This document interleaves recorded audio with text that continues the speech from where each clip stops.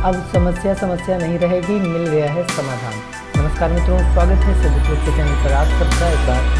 जी हाँ मित्रों, मैं बात कर रहा हूँ मोक्षदा एकादशी व्रत की। और यह व्रत ऐसा व्रत है जो न सिर्फ आपके पितरों को मुक्ति देने के लिए बल्कि आपको स्वयं को मुक्ति देने के लिए बहुत ही अच्छा व्रत है। आपकी परेशानियों से बाहर निकलने के लिए बहुत ही अच्छा व्रत है। यह व्रत मोह का नाश करता है और इस वजह से आप भगवान में अपना चित्त, अपना ध्यान जोड़ पाते हैं। क्या करना होता है, कैसे करना होता है, इस व्रत का क्या लाभ है, वो सब कुछ बताएंगे। और इस बार का व्रत ये इतना खास क्यों है, ये भी बताने वाला हूँ। मैं इस बात को आपको न्यूमरोलॉजी के माध्यम से थोड़ा बताऊंगा, थोड़ा एस्ट्रोलॉजी के माध्यम से बताऊंगा, तो पूरा वीडियो ध्यान से समझिएगा। और एक जो एस्ट्रोलॉजी में, ज्योतिष में एक बात है कि मन और बुद्धि, एक जो बात है कि जिसमें चंद्रमा और बुध को एक दूसरे का दुश्मन समझा जाता है, शत्रु समझा जाता है, तो वह भी कैसे समझा जाता है इसके बारे में भी चर्चा करने वाला हूँ। मित्रों, इस बार 11 दिसंबर 2024 दिन बुधवार को मोक्षदा एकादशी पड़ रही है।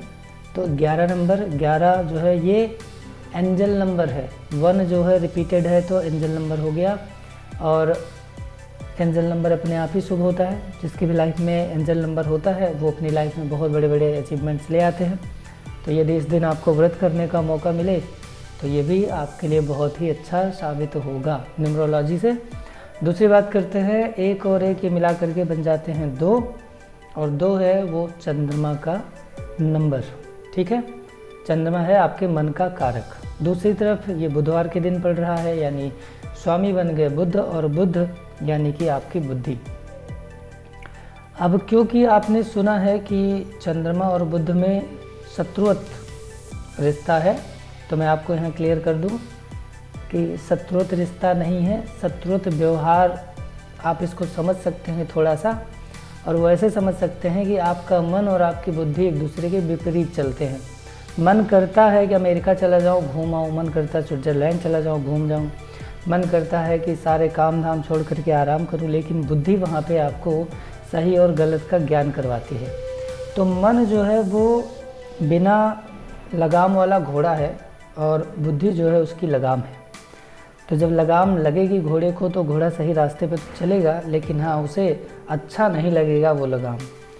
तो ये शत्रुत्व व्यवहार सिर्फ यही इतनी सी बात है कि आपका मन फ्री रहना चाहता है, जबकि बुद्धि उसको काबू में करती है और बुद्धि उसको सही रास्ते पे लेके चलने का एक कार्य करती है।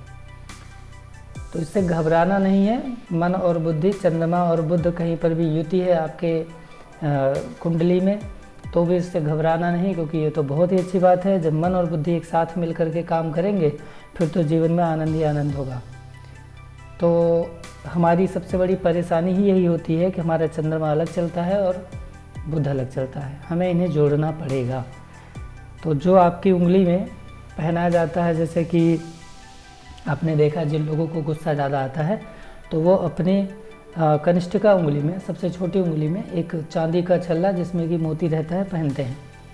अब बहुत सारे लोगों का कहना है कि ये तो अनर्थ कर दिया, चंद्रमा और बुध में तो बिल्कुल ही एक दूसरे से विपरीत चलते हैं और इनको आपने लगा दिया तो बहुत ही अनर्थ कर दिया, इससे गुस्सा ठंडा होगा कि और ज़्यादा बढ़ेगा। तो जी नहीं, बढ़ेगा नहीं। लगाम लगने के बाद घोड़ा बिल्कुल सही रास्ते पे चलता है।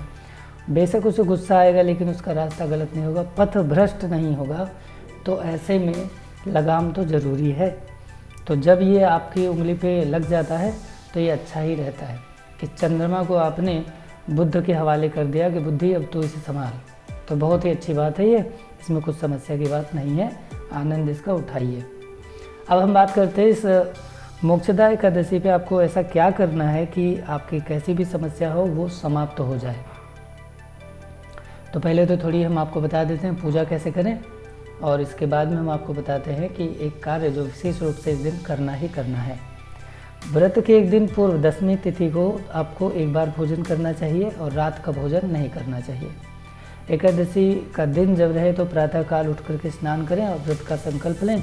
व्रत का संकल्प लेने के बाद भगवान कृष्ण की पूजा करें, उन्हें धूप दीप नैवेद्य अर्पित करें और रात्र में पूजा करनी है और जागरण भी करना चाहिए, जगना चाहिए, उनकी स्तुति, उनके भजन कीर्तन करते रहें।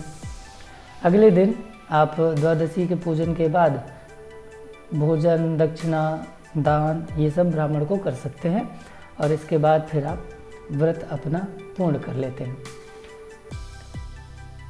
अब ये कार्य आप सुबह जब उठ करके स्नान करके व्रत का संकल्प लेते हैं, घर में पूजा पाठ करते हैं, भगवान विष्णु की पूजा करते हैं, पंचामृत से अभिषेक कर लेते हैं, रोली, धूप, दीप, सिंदूर, तुलसी के पत्ते, फूल, क्योंकि भगवान विष्णु को तुलसी के पत्ते बहुत पसंद हैं तो ये उन्हें चढ़ाना ही चाहिए, ये उनका प्रिय है। फल और मिठाई का भोग लगाइए, एक हो तो एक ही चीज़ लगाइए, जो है आपके पास वो लगाइए आप। देसी घी का आपको दिया जलाना चाहिए। एकादशी की कथा भी सुननी चाहिए, इसका ध्यान रखेंगे। अब सबसे स्पेशल बात कि इसी दिन से आप प्रारंभ कर लें विष्णु सहस्त्र नाम का पाठ अगर करने का समय नहीं है तो आप इसे सुन सकते हैं। आज ये भी सुविधा है आपके पास, क्योंकि पाठ करने के साथ ही साथ सुनने का भी तो लाभ है। यदि सुनने का लाभ ना होता तो श्रवण करने के लिए बोला ही ना गया होता। ठीक है कि जब कहीं कथा हो रही हो आप वहाँ बैठ करके सुने, तो सुनने के लिए तो बोला ही ना जाए। विष्णु सहस्त्र नाम का पाठ हो रहा हो, आप वहाँ से निकल जाएं ना सुने, ऐसा तो कहा नहीं गया। सुनिए, भगवान विष्णु की आरती करें, एक माला भगवान विष्णु के बीज मंत्र का जप करें और अपने जीवन की समस्याओं से मुक्ति पाने की प्रार्थना करें। यह कार्य आपके जीवन के सबसे बड़े मोड़ की तरह है, सबसे बड़े अवसर की तरह है, इसका लाभ अवश्य लीजिए। वास्तविक परेशानी है तो वास्तविक उपाय भी करें। यूट्यूब पे बहुत सारे उपाय आपको मिल जाएंगे, ये कर लो, वो कर लो, उनका लाभ आपको क्या मिलता है, कितना मिलता है, ये आप भी अच्छी तरह से जानते हैं, फिर भी बार बार उसी में फंसते हैं। तो जो वैदिक रीति रिवाज है उनका ध्यान करें। और मैं आपको ये भी बताऊंगा कि साबर मंत्रों का खूब प्रयोग करिए, क्योंकि यही आपके लिए सर्वथा लाभदायी रहेंगे। मिलते हैं अगली वीडियो में, तब तक के लिए नमस्कार, खुश रहिए।